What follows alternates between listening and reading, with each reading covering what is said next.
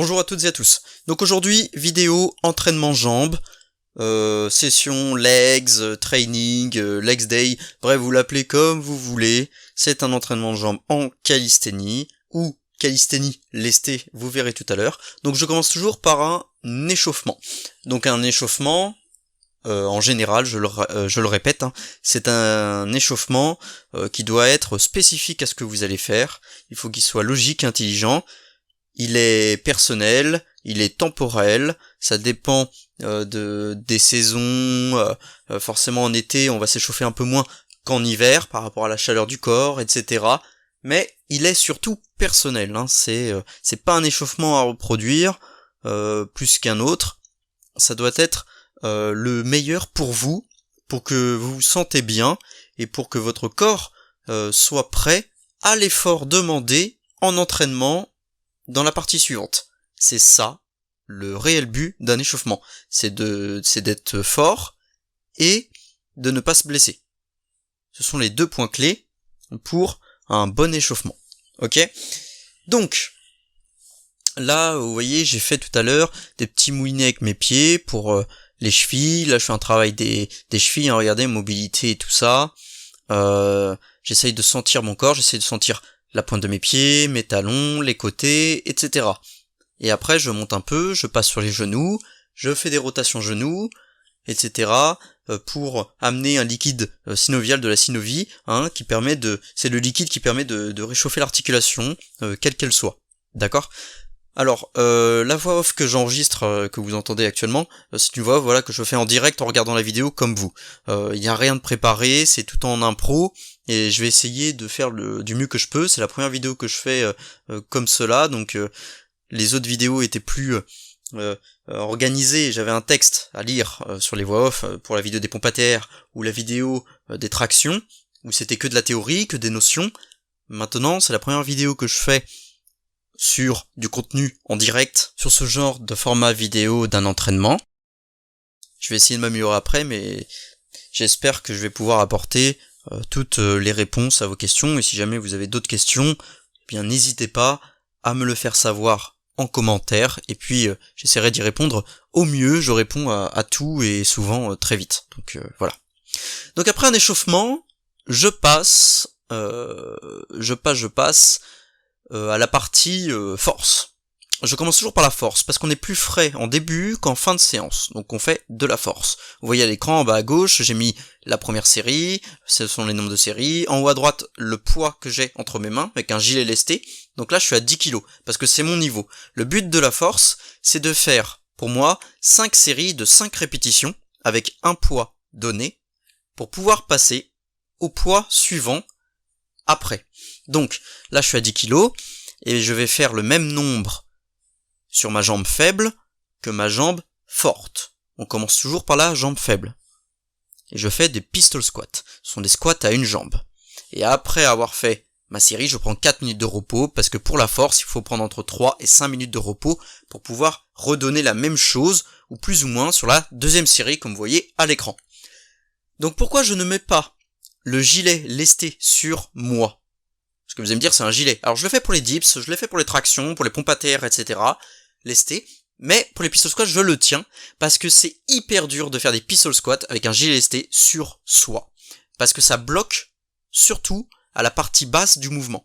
Le gilet bloque au niveau des hanches, parce que moi je descends vraiment tout en bas. Un vrai pistol squat bien exécuté, c'est quand vous descendez tout en bas, vos fesses touchent vos talons.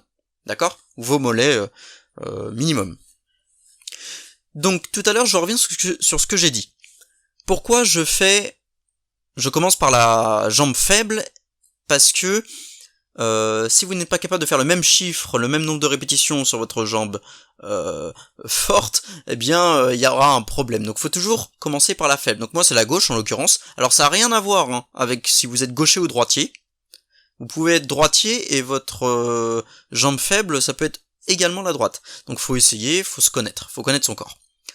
Donc par exemple si à gauche j'en fais 2, eh bien je dois faire obligatoirement 2 à droite. Alors, est-ce que je vais à l'échec ou pas? Ça dépend, c'est plus au ressenti. Moi je vais pas trop à l'échec, je laisse au moins une rep en plus. Le but c'est pas de dégrader la forme, c'est d'avoir toujours une bonne forme, voilà. Dans les figures et tout ça, quand on apprend les figures, la full planche, le front lever et tout ça, il faut dégrader obligatoirement pour pouvoir réduire le levier et rendre le mouvement plus simple et faire du volume dessus. Dans le set and reps, c'est pas pareil. Vaut mieux bien travailler avec une bonne forme. Mais bon, c'est à nuancer, mais voilà, je peux pas tout vous dire, mais en tout cas sur les pistols, c'est ce que j'essaye. Parce que le pistol squat, c'est de la force, c'est musculaire, c'est de la mobilité, c'est également de la coordination, de l'équilibre, et de la proprioception un peu.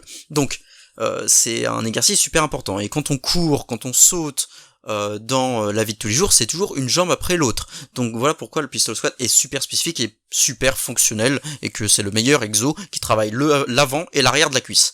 C'est un mythe, disons, qui travaille que les quadriceps, donc l'avant de la cuisse, et qui ne travaille pas les ischio-jambiers et l'arrière de la cuisse. C'est faux. Ça travaille les deux. Et ça travaille aussi les mollets et tout ça.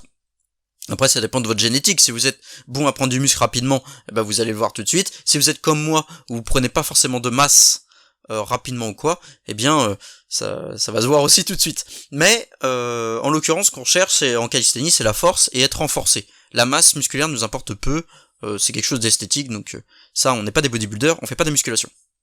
Là, on est là pour être fort, pour être endurant et pour être solide. Voilà.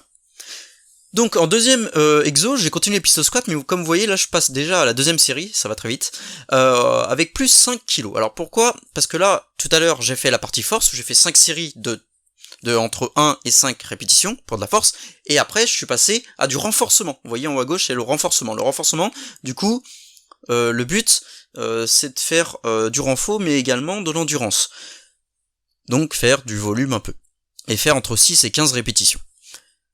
Donc j'ai pris un poids de 5 kg parce que c'est le poids en dessous, et puis dès que je peux plus, j'enlève le jet et je continue au poids de corps. Cette méthode s'appelle le drop set. Le drop set, c'est que vous faites une variante et vous réduisez tout de suite la charge ou l'intensité avec le même exercice, sans prendre trop de repos, ou alors entre 5 et 15 secondes maximum. Donc, ce qui nous permet d'avoir un volume plus conséquent sur une série ou sur notre volume d'entraînement global. Et ça c'est super. Donc vous voyez, voilà, là je vais au max, c'est-à-dire que je fais mes max avec 5 kilos sur, voilà, les deux jambes, je pose le gilet, et c'est parti, et on continue au poids du corps. Donc, comme ça, les muscles, ils travaillent plus profondément, et vous avez des gains en force et en endurance beaucoup plus rapides. C'est la méthode du drop set. Il en existe plein d'autres. Il y a les mômes, il y a les cluster sets, les pyramides, il y en a plein des méthodes. Une méthode, il n'y en a pas une meilleure qu'une autre. Une méthode, c'est quoi? C'est un système qui permet de répondre à un objectif. Voilà, j'espère que cette vidéo vous aura plu. La prochaine vidéo, ça sera sûrement sur le haut du corps. Je ne sais pas si je ferai une séance encore actuellement, ou si ce sera sur un mouvement précis. En tout cas, je vous dis à la prochaine. Posez vos questions en commentaire, et je vous dis à la prochaine!